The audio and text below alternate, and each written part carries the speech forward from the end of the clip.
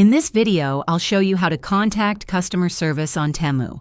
Whether you have a question about an order, need help with your account, or want to report an issue. Let's jump right in.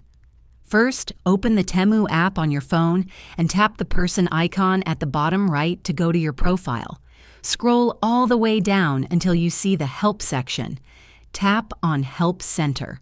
Here, you can browse through common topics like shipping, returns, payments, and more.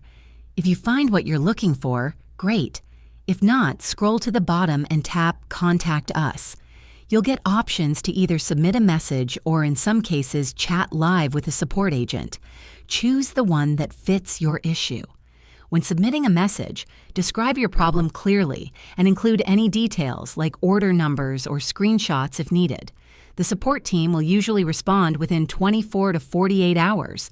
Quick tip: if you placed your order through iOS or Android, you may need to reach out through the App Store or Google Play for billing issues, since those are handled by the platforms. If this helped you out, hit like and subscribe for more quick app tips. See you next time.